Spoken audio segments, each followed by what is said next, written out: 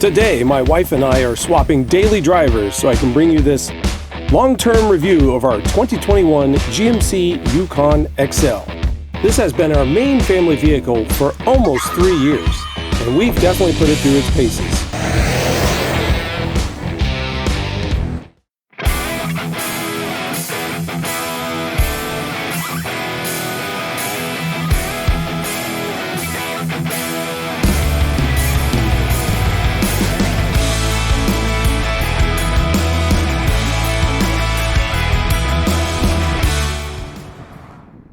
Well, hello and welcome back to another episode of Motoring Adventures.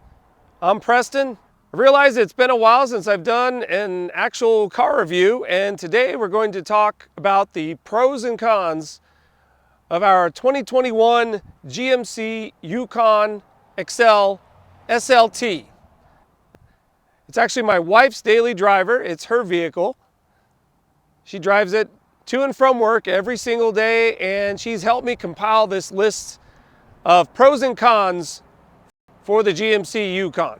It's been a long time coming in making this video. I meant to do a review of this shortly after we bought this back in May of 2021.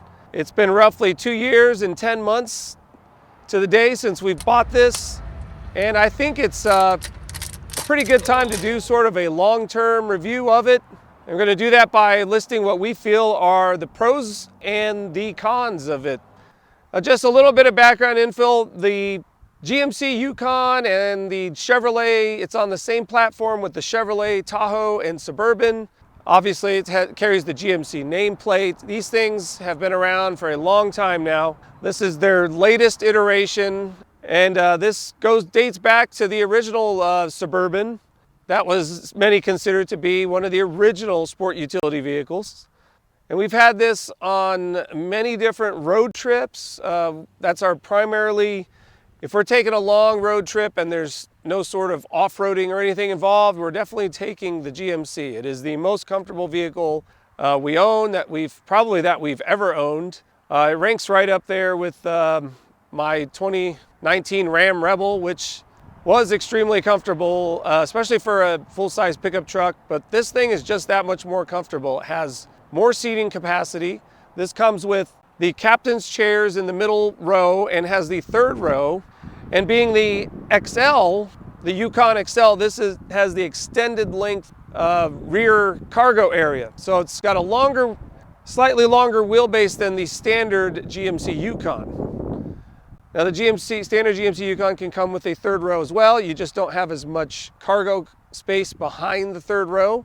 But this has a very large cargo space even when the third row is being used, and the third row is actually extremely roomy. I fit back there on the third row quite well, and I'm a 6'1" tall male adult. So a part of the reason that they've increased the room back there over in recent years is they finally switched to independent rear suspension on the Yukons and Tahoes, Suburbans, and that's helped out greatly because they're able to not use all that space for a solid rear axle and able to kind of lower that, so you got more space in the cabin itself. And we will attest that it is extremely roomy in here. What's really nice is you can fold the third row and the middle row captain's chairs down and pretty much have an open, flat cargo area. It's kind of comparable to what you see in a lot of minivans, not quite as roomy as those, but pretty much almost as useful as it. Like I said, we've had this 2 years and 10 months, and we traded, prior to this, we had a 2016 Ford Expedition XLT, and I've done a video review on that several years ago after we owned that for a couple of years. So this is right at the opportune time to review this thing. So let's get into the pros and cons of the 2021 Yukon XL SLT. Pro number one, it's easy to drive. Even though the Yukon is an extremely large vehicle, it's still easy to maneuver. It's thanks in part due to the camera system on this, the 360-degree surround camera, and the sensors that come with it. It has a very, very clear view 360-degree camera, one of the highest resolutions I've seen personally, and they do a good job of stitching all the different camera views into one. It feels like you've got a drone over your head just looking down at you, making sure you can see all around the vehicle. And that's one of the things, you know, with such a large vehicle, you tend to worry about is it going to be hard to maneuver, hard to park. Vehicles I've had in the past, such as the Ram Power Wagon, can be quite cumbersome to park, and in some cases very difficult, especially with low visibility, especially if you don't have a surround view camera. But this makes that a breeze. And it actually, for being a full-size, large SUV, kind of based off a truck, it still drives mostly like a car does. So that is definitely a pro. Pro number 2 is the V8. It's powered by the 5.3 liter variable valve timing V8 engine with dynamic fuel management, with 355 horsepower and 383 pound-feet of torque. This is the two-wheel drive version, rear-wheel drive, weighing right in at 5,600 pounds. So it's quite a bit of weight. You would think that this 5.3 liter V8 might not be powerful enough to pull this, but you'd be wrong. It has ample power. Now, is it as fast as the available 6.2 liter V8? I've never driven the 6.2 liter, but I can tell you that's probably a lot faster, a lot quicker, maybe a lot more torque. Might be better at towing. We have not towed anything with this yet. It does have an available hitch receiver, which is located behind the plastic cover in the rear bumper. So it has the ability to tow, but it's not what we would use as a tow vehicle per se. But my wife is really a fan of having this naturally aspirated V8 engine. The previous vehicle, the 2016 Ford Expedition, had a twin turbocharged V6 engine that was on paper more faster than this is. I believe it went faster 0 to 60 than the 2021 Yukon XL does, but there's just something that we actually both like about the raw, naturally aspirated power of the 5.3 liter V8. It's ample power for passing. It's ample power just in general. I mean, my wife likes to get on it quite a bit. She's not very gentle with it. And it's plenty for her. She really enjoys driving this with that V8 engine. And with that, you would think this V8 wouldn't be as economical as the V6, but we're gonna get in that in a little bit. That's the fourth pro. But pro number 3 is the comfort. And I mentioned this a little bit already. This is probably the most comfortable vehicle we've ever owned. It's got the captain's chairs in the middle, which is great when you're on long road trips. And it has ample room for people and cargo. And we haven't even tapped in, I mean, we haven't put a roof rack on it yet. I mean, we haven't felt the need to. It's had ample room. There's only one trip where we actually kind of filled this thing to the brim, and that was this past Thanksgiving in 2023. We took it from San Antonio, Texas out to Phoenix, Arizona, and we had it full of passengers and all the gear. And that was probably the fullest this thing had ever been, and it still did wonderful. And even in terms of fuel economy. And that brings us to pro number 4. Pro number 4, which is the fuel economy. Despite just having the 5.3 liter V8 engine, this thing, it's rated 15 city and 20 highway, and that's pretty accurate. We get roughly, the overall miles per gallon out of all the tanks we've put in this thing is roughly 16.5.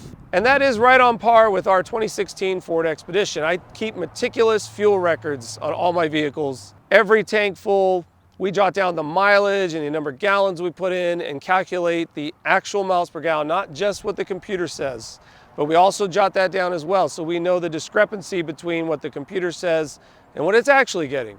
And this is actually getting 16.5 miles per gallon. We've put roughly 56,000 miles on this. But the main difference between this and the Expedition is this will actually see a higher fuel economy on the highway. We've had this thing get as high as 20 miles per gallon on the highway, which blows my mind for how much this thing weighs, 5,600 pounds, and the V8 engine.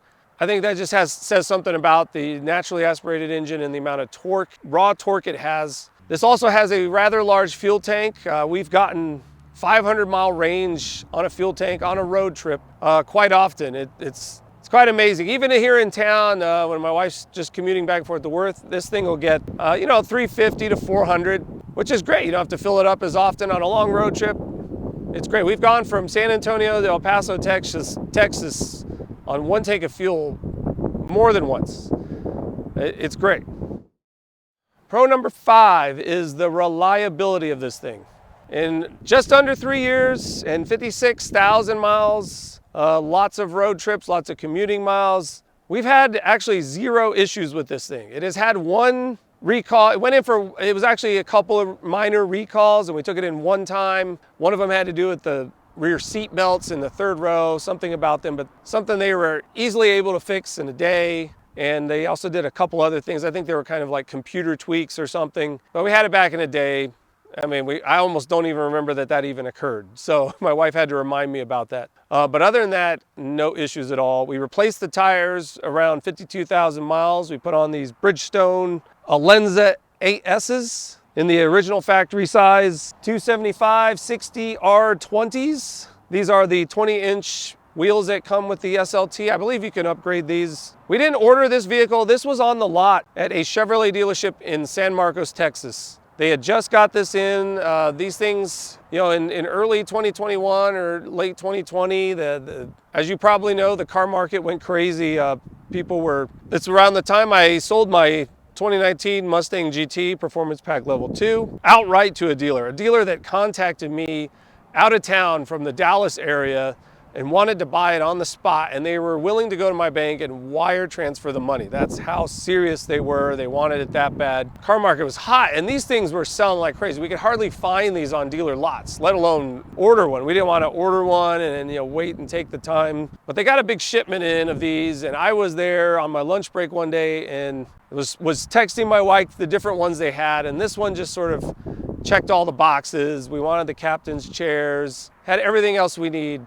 And that brings us into pro number 6, and that is the features you get with this thing for it not being top of the line. I mean, let's face it, this has an awful lot of luxury features. Things that you would expect, the top of the line Denali, Yukon Denali to have.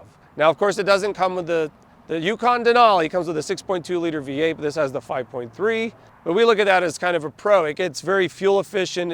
It's all the power we really need. We're not towing any heavy trailers or boats with this thing. So the 5.3 liter is plenty, but it also comes with a lot of unique features. This one, a lot of these could be optioned on here, but we have the large panoramic sunroof. It's a dual pane. It also has these HD surround cameras, like I mentioned earlier, 360 degrees that are very high definition. It has the rear pedestrian alert. It tells you if somebody's coming from your left side or right side. It came with heated steering wheel and heated front and middle seats. That was pretty amazing. At that point, I hadn't had a vehicle. I've had vehicles that had heated front seats, but not the middle seats, and they're captain's chairs of all seats. It also has memory for those seats, has heated power folding outside mirrors, and it has the 3rd row and a 60/40 split bench, and it's all power. And those are options that were added onto this thing, but alone, it comes with an awful lot of things that we really like LED headlights. It has a mechanical limited slip differential. Comes with a 3-year, 36,000 mile bumper to bumper warranty and a 5-year, 60,000 mile powertrain limited warranty. It comes with standard, those 20-inch wheels I mentioned, a 9-speaker Bose audio system, GMC infotainment system with a 10.2-inch diagonal HD color touchscreen, with auto streaming, Apple CarPlay, Android Auto, wireless Android Auto, and wireless Apple CarPlay. It has wireless charging for your phone. You got the driver information center in the center dash, remote start, OnStar services, 4G LTE hotspot. It originally came with Sirius XM, but we've since let that go. We didn't want to sign up for another plan. We just use streaming music apps anyway. It has 2 power outlets, one in the very back and one for the middle seat passengers. The lift gate is very cool. It's got a hands-free deal where you put your foot underneath and there's a sensor there where it will detect it and open it. So if your hands are full, your hands are tied, got a lot of gear, got groceries, you can just move your foot there and it'll open for you. It has lane keep assist with lane departure warning, lane change alert, side blind zone alert, forward collision alert, rear cross traffic alert, all those things. But all that stuff comes standard on this. Those aren't, the ones I just listed aren't options. The ones I listed before that include the sunroof and the the camera, all that, those were added on as options. But this thing is just incredibly equipped for a non-top of the line GMC Yukon. And that is definitely a pro to us.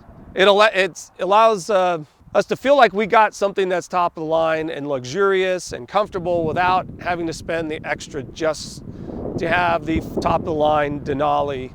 I'm not saying the Denali is not worth it. I'm sure if we went in and looked at the top of the line Denali, we'd probably fall in love with that thing. But for now, this thing has just satisfied all our needs. It's been such a wonderful vehicle. But with that said, it's not without any cons. Everything's got pros and cons, right? Let's move on to the cons of the 2021 GMC Yukon XL SLT. Con number one is its large size. Let's face it, we came from a 2016 Ford Expedition. It was the non-extended length version. So we got a little bit of experience having a shorter version of this and a longer version. And there are some places like tiny parking garages and downtowns of large cities where this isn't the most maneuverable vehicle to have, and my wife's found that out, and that is what she lists as a con, because she did not have that as much of an issue with the Expedition that we had. Con number two is this issue we have with a seat belt in the middle driver's side seat, and it likes to twist and get twisted, and it doesn't seem to be very easy to unwind. If you untwist it one way, it gets twisted on the top end. One time when we had it in for that recall, he kind of showed my wife how to undo that, but he did it like really fast, and we haven't really been able to replicate that. So that is a con. And these cons are kind of grasping at straws. They're really not that big of a deal. It's been very hard for us to actually find many cons with this vehicle. Con number three is the rear floor, the middle seat floor mats have a hard time staying in position. They like to crawl up. They don't have the little tab that the front ones do that kind of hold it in place. They're kind of just, they get scrunched up when my girls sit in the back there, and they're almost pointless at that point because their feet then are on the actual carpet and not on the floor mats. And they're very kind of cheaply made. They feel real thin, like something you could buy an aftermarket provider. So I have to list that as a con. They could have, for this price, they could have put a much nicer floor mat or at least one that would tab in to the carpet and not move around as much. And con number four, and this is something I added in, the wireless Apple CarPlay / Android Auto sometimes has issues where it's not syncing up right, or it likes to connect to my wife's phone more than mine, or vice versa. And sometimes we've had times playing those audio streaming apps. There'll be like a slight mute or blip in and out from the music. Doesn't happen all the time, and but it's happened a couple of times, and on several different road trips. It was kind of annoying. I think it might have had something to do with the fact that the phone was wireless charging. I don't know, but I have to list that as a con. It was one of the only negative downsides that we've had, in addition to what I've already listed. So I don't really want to just tout this thing too much, but it's been a wonderful vehicle. I mean, the Yukons are expensive. We got lucky and paid right at MSRP on this thing. It was right around $66,000. And I think all things considered, the market, everything, that's actually money pretty well spent. It's been the most comfortable vehicle we've ever owned. It's been ultra reliable. We haven't had any issues with it in almost 3 years of ownership. And I feel like it'll just keep going. I mean, we'll see. It's only, time will tell, but I've done all the work on this thing, all the oil changes and tire rotations I've done myself. I have added a K&N drop-in filter to this. Haven't really noticed too much, but I think it does help with getting it to breathe a little better. It feels like it's a little bit more peppy, and we don't have to change out a filter as often. We can just clean that. I've cleaned it once, and it seems to run fine. It's quiet, it's smooth. The way it rides and drives is so smooth. I mean, it doesn't have any special shocks or anything, but just the fact that it's got independent front and rear suspension alone just gives it a very nice car-like ride wherever you take it. So anyway, that is the pros and cons of the 2021 GMC Yukon XL SLT. I hope you enjoyed this or found this useful. If you're in the market for buying one of these used, or you're looking at the new ones and just want to see what else they've had in the prior years, hit the like button, consider subscribing to the channel, and we'll see you on the next one. Take care, everyone.